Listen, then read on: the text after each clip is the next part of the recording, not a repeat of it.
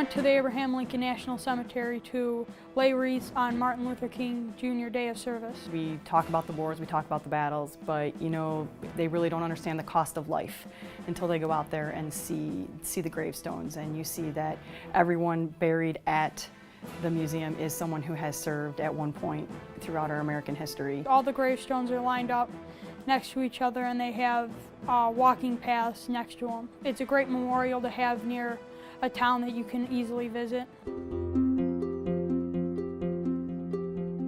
I mean, we learn about the insects and plants in school, but it's kind of different, like to explore it yourself and feel it. And to experience nature as that culminating event. We talk about it in class and we can look at pictures all we want, but getting out there in the actual environment and in the nature, you can't replace that experience with just paper and pencil.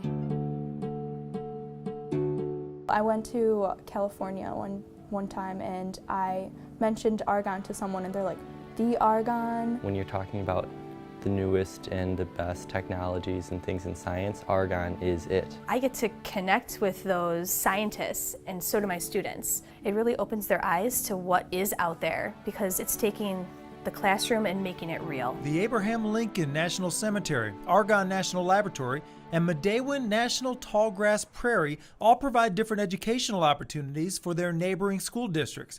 What they don't provide is funding from property taxes. Argonne Labs is our largest landowner.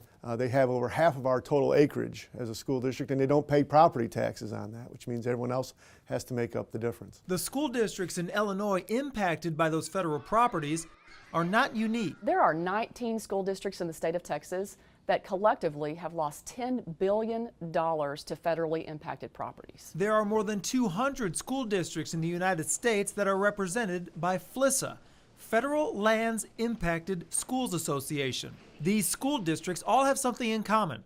The federal government purchased land that, at the time of acquisition, had a value of at least 10% of the total property value within that school district.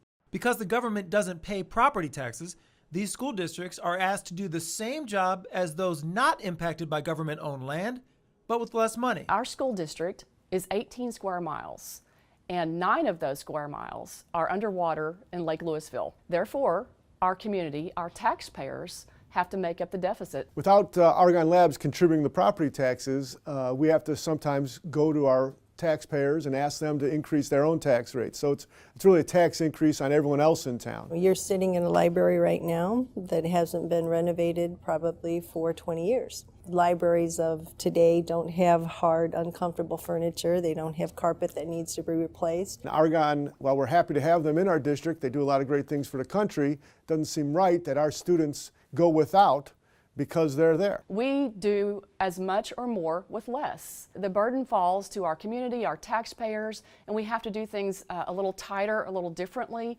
and sometimes that's tough on morale. Impact Aid was signed into law by President Truman in 1950, 4 years after Argonne was designated as the first national laboratory in the United States. Impact Aid provides funding to offset some of the financial burdens for school districts impacted by land acquisition by the federal government.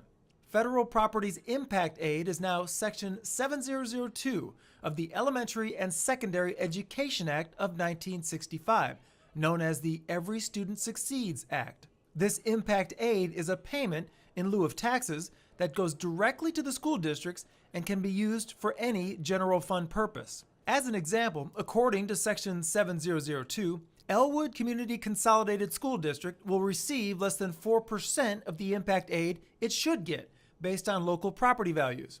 Nationwide, school districts recoup, on average, less than 9 cents on the dollar of what their government-owned property is worth.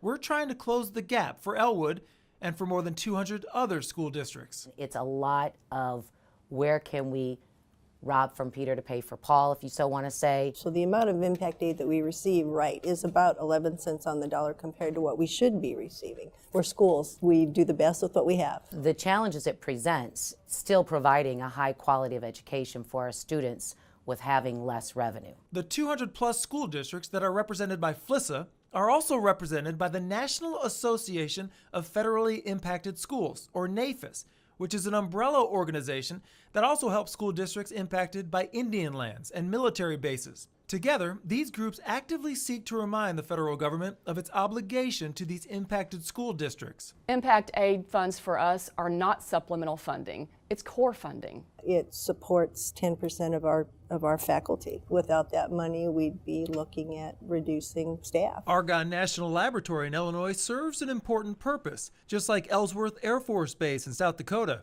Louisville Dam and Reservoir in Texas, the United States Military Academy, and the U.S. Air Force Academy, and dozens of other federal government properties across the country. There are 900,000 students impacted by the federal government's ownership of property in their school districts. Those students deserve a full chance to serve an important purpose, too. We are federally connected. We are federally connected. We are federally connected. Impact aid is important to us. Impact aid. Impact aid. Impact aid is important to us. Please. Please. Help us reach our full potential. Please help me reach my full potential. Please help us reach our full potential.